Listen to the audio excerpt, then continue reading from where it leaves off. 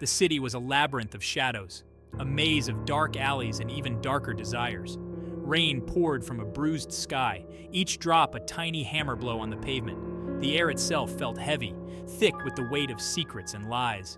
This was a world where dreams went to die, where hope was a flickering candle in a hurricane, and tonight, another soul would be swallowed whole. This was a world where fate was cruel.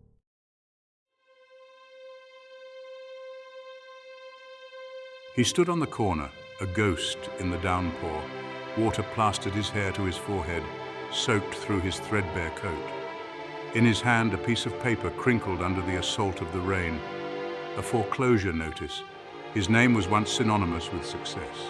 He'd built an empire from the ground up, brick by bloody brick. He had it all, a beautiful wife, a thriving business, a life most men only dared to dream of. Then it all went to hell. He saw her face in his mind's eye. Her smile, once a beacon of warmth, now felt like a blade twisting in his gut. The betrayal was a wound that refused to heal. His voice, a ragged whisper against the roar of the storm, echoed his despair. I loved her, I trusted her, and she took everything from me. His voice, a ragged whisper against the roar of the storm, echoed his despair.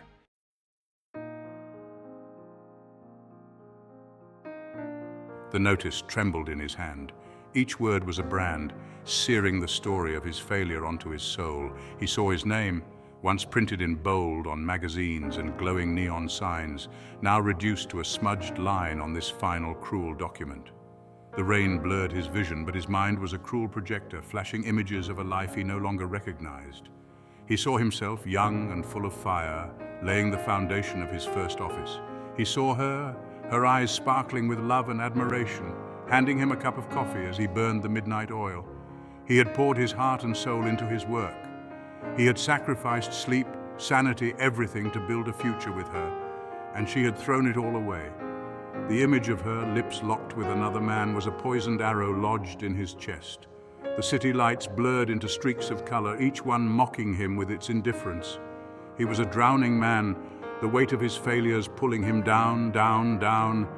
He was a drowning man, the weight of his failures pulling him down, down, down.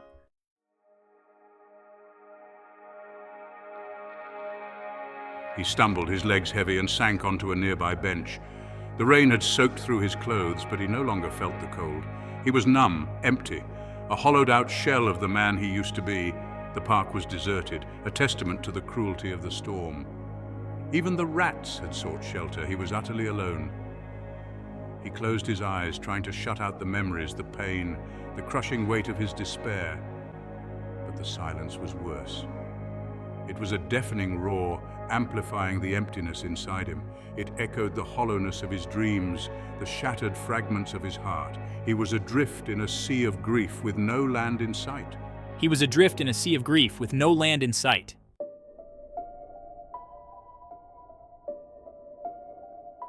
A noise cut through the rhythm of the rain. Footsteps, slow, deliberate, approaching.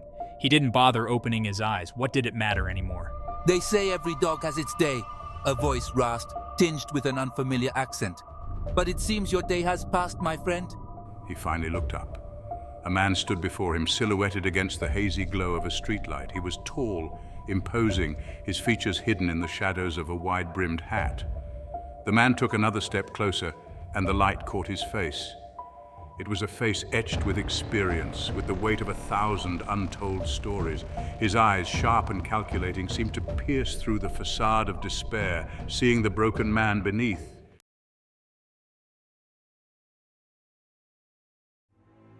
The man smiled, a slow, predatory curve of his lips. A friend, he said, his voice surprisingly gentle. A friend who knows what it's like to lose everything. SS1. Who are you? He croaked, his voice hoarse from unshed tears. He reached into his coat pocket and produced a silver cigarette case. He snapped it open, offering it to the man on the bench. Care for one? It calms the nerves. The man hesitated, then took a cigarette. He didn't smoke anymore, but what did it matter now? The stranger snapped his fingers, and a flame flickered to life at the end of a silver lighter. You helped me once, the stranger said, his eyes boring into him. A long time ago. Now, let me return the favor. He leaned closer, his voice a low murmur against the backdrop of the storm. Let me help you rebuild what you've lost. Let me show you a path to power, a path to revenge.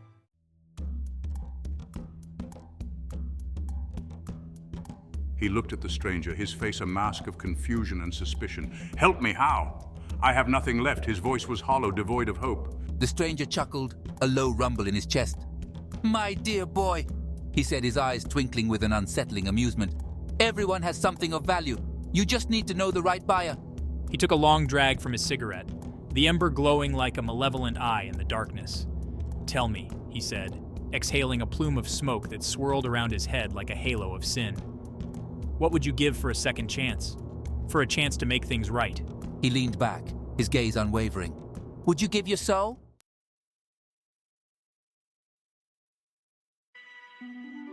The question hung in the air, heavy as the rain that continued to lash down around them. He stared at the stranger, his mind reeling. A part of him, the rational part, screamed at the absurdity of it all. This was madness. This was a nightmare. But another part of me, a darker, more desperate part, clung to the stranger's words like a lifeline, a second chance. The possibility, however remote, was a flicker of light in the suffocating darkness of his despair. He thought of her, of the life they had built together, the life she had so carelessly destroyed.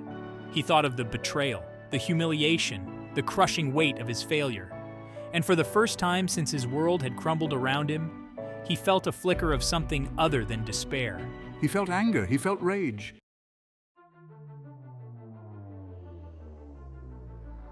He looked at the stranger, his eyes narrowed. "What do you want from me?" he asked, his voice raspy but firm. The stranger smiled, a slow, knowing smile that sent a chill down his spine. "I told you, my friend," he said, his voice smooth as silk. "I want to help you. But help, like everything else in this world, comes at a price." He leaned closer, his breath warm against his ear. "I can give you the power to rebuild your empire. I can give you the means to exact your revenge. But in return," he whispered, his voice barely audible above the roar of the storm, "you will belong to me."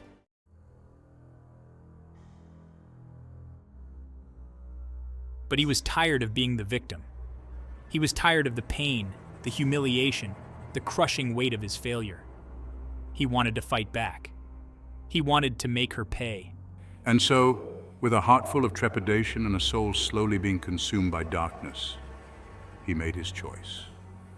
"All right," he said, his voice barely a whisper. "I'm in." The stranger smiled, a wide, predatory grin that revealed a flash of teeth that seemed too sharp, too white. He extended his hand, his grip surprisingly strong. "Welcome," he said, his voice laced with a chilling amusement, "to the family." As they shook hands, a bolt of lightning split the sky, illuminating the park in a blinding flash. In that brief, ethereal light, the man thought he saw something flicker in the stranger's eyes. Something cold, calculating, and utterly devoid of mercy. And in that moment he knew with a certainty that chilled him to the bone that he had just made a deal with the devil.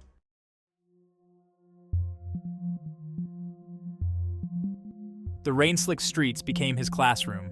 The stranger, who introduced himself as Sal, became his tutor.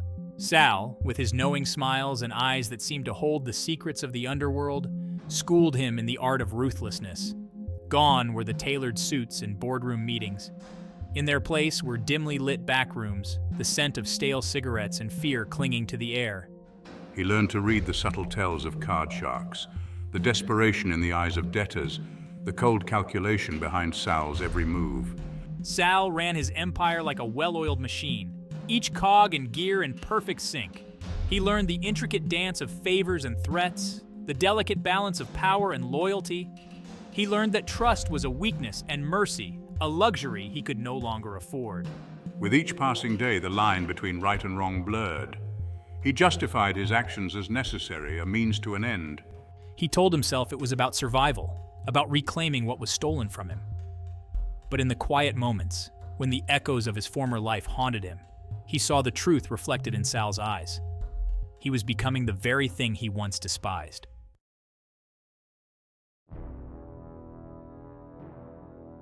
His first task was simple: collect a debt. Sal handed him a brass knuckle duster, its weight cold and unfamiliar in his palm. He found the gambler in a dingy apartment, reeking of despair and cheap booze. S3, make an impression. He saw the fear in the man's eyes, the way he trembled as he spoke. He remembered his own fear, his own desperation in those early days after his fall from grace. He hesitated, a flicker of his old self surfacing, but then he saw her face in his mind, her mocking laughter echoing in his ears. And the hesitation vanished, replaced by a cold, steely resolve. He didn't enjoy the violence, not at first, but there was a certain thrill in the power it gave him. The way the gambler cowered before him, begging for mercy. The way his fear fueled his own sense of control. He returned to Sal, his knuckles bruised but his spirit invigorated. He had crossed a line that night, tasted the addictive allure of power, and he knew with a growing sense of certainty that there was no going back.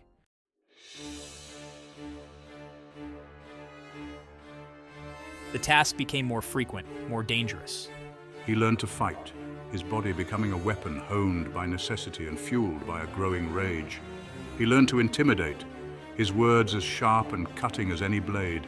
He collected debts, strong-armed informants, orchestrated deals that left a trail of broken lives in their wake. He tried to ignore the whispers that followed him, the fear in the eyes of those who crossed his path. But the blood was staining him, seeping into the cracks of his soul.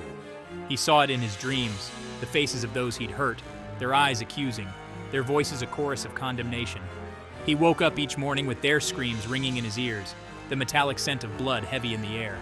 He tried to drown out the guilt with alcohol, with the fleeting oblivion of women who were drawn to his newfound power. But the emptiness inside him only grew, a gaping maw that threatened to consume him whole.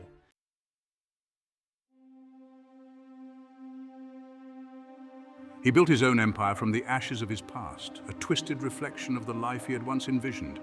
He had money, power, everything he thought he ever wanted, but it meant nothing. Narrator. Years passed. He rose through the ranks, his ruthlessness matched only by his ambition. He became Sal's right-hand man, feared and respected in equal measure. He had sacrificed his soul for this, traded his humanity for a gilded cage of his own making, surrounded by people who feared him, but no one who loved him. He had become the emperor of a kingdom built on lies, his throne a monument to his own damnation.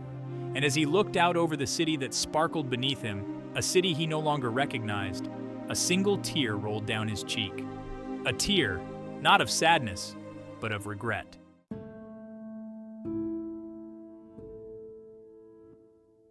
He never forgot her face.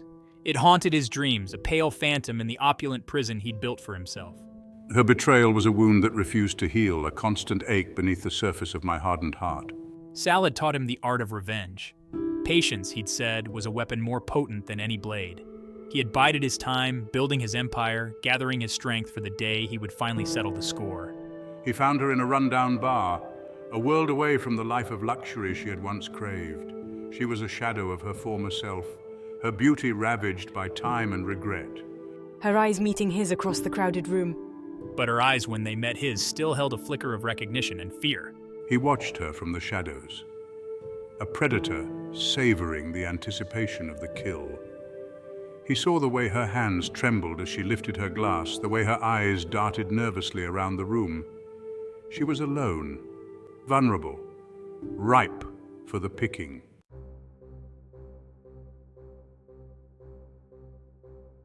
He approached her slowly, his footsteps silent on the sawdust-covered floor. Standing behind her, his shadow falling over her like a shroud. It's been a long time, his voice a low rumble that sent a shiver down her spine.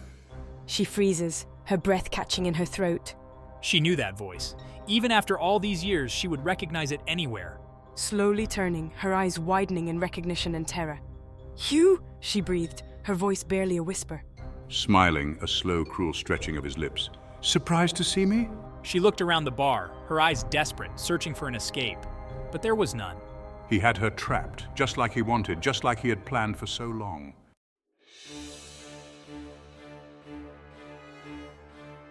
"What do you want?" she asked, her voice trembling. What do I want? He repeated, savoring her fear. He leaned closer, his breath warm against her ear. I want you to see what you've made me. He gestured around the bar, his eyes cold and calculating. "This city is mine," he said, his voice low and menacing. Every shadow, every whispered secret, every drop of blood spilled in the night. It all leads back to me. He saw the realization dawn in her eyes, the understanding that she had unleashed a monster, and in that moment he felt a surge of satisfaction, a twisted sense of victory. You wanted power, he said, his voice laced with venom. Well, look at me, I have everything you ever desired. And I built it all on the ruins of your betrayal. He watched as the color drained from her face, her eyes wide with terror. Her eyes wide with terror. She looked like a caged animal, desperate to escape the inevitable. And he, the hunter, would save her every last moment of her fear. He had become the architect of his own darkness, a master of shadows and secrets. And in the depths of his cold, hardened heart, he knew that this victory, like all the others, would ring hollow.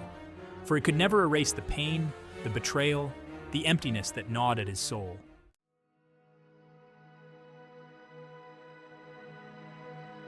His penthouse apartment overlooked the city like an emperor's palace. Glass walls offered a panoramic view of the glittering skyline, a tapestry of light woven from the hopes and dreams of millions. But he saw only a reflection of his own emptiness. He could buy anything he desired. Exotic cars lined his garage, their engines a symphony of power he no longer felt. Designer clothes hung unworn in his closet, their labels whispering promises of a happiness they couldn't deliver. He threw lavish parties, the champagne flowing freely, the laughter echoing off the marble floors. Beautiful people flocked to his side, their smiles as fake as the diamonds adorning their fingers. They craved his power, his wealth, the reflected glory of his darkness. But none of it touched him. He saw through their facades, recognizing the emptiness that mirrored his own. They were all players in a grand, meaningless game, their lives as hollow as the laughter that filled his sterile rooms.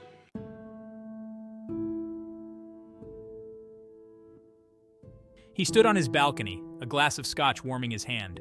The night air was cool, a welcome contrast to the stifling heat of his gilded cage. Below, the city throbbed with a life he no longer understood. I remember a time when I looked at the city with hope, my heart filled with dreams of a future I believed I could build. The excitement of closing my first deal, the pride of seeing my name on a sign, the warmth of her hand in mine. Now those memories felt like fragments of a dream, faded photographs of a life lived by a stranger. He had gotten everything he thought he ever wanted, but in the process, he had lost himself. He took a sip of his scotch, the liquor burning a trail down his throat. It does little to numb the ache in my chest, the emptiness that gnaws at my soul. I am a ghost haunting the ruins of my own life, forever tethered to the shadows I have embraced. He raised his glass in a silent toast, to success, to revenge, to the bitter ashes of a soul surrendered to darkness.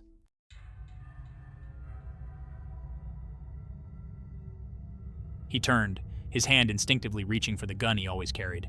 A cough from the doorway startled him. You shouldn't drink alone. It's bad for the soul. Or what's left of it, at least. May I? He swirled the amber liquid in his glass, his eyes never leaving his. He didn't wait for an answer, simply poured himself a generous measure of scotch. You've done well. You've learned your lessons well. He had just hoped it wouldn't be today. He had always known this day would come, the day he would have to pay the piper. He felt a chill run down his spine, a primal fear he hadn't felt since those early days in the underworld. He took a sip of his drink, his gaze piercing. But even the devil demands his due. What do you want? What I was promised, your soul.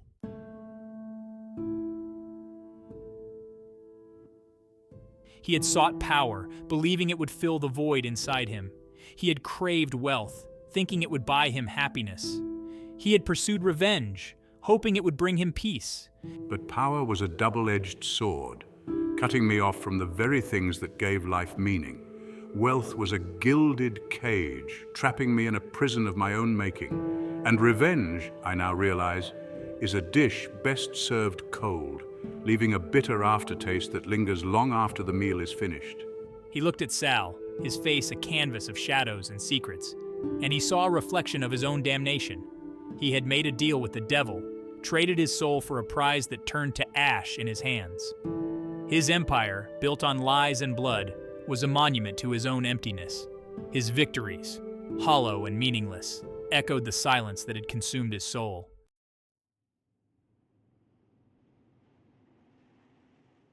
He had gained the world, but in the process he had lost himself. The man he once was, the man who had dreamed of building a life filled with love and laughter, was gone, replaced by a shell of a man, his heart encased in ice. As Sal leaned in, his shadow enveloping me like a shroud, I felt a strange sense of acceptance wash over me. I made my choices, and now it's time to pay the price. In the end, it wasn't the fear of death that haunted him. It was the realization that he had wasted his life chasing shadows, sacrificing his soul for a power that had brought him nothing but misery. I should have chosen love. The silence that followed was deafening. It was the silence of a soul surrendering to its fate, the silence of a heart finally breaking free from the chains of its own making. It was the silence of a man who had gained the world but lost his soul.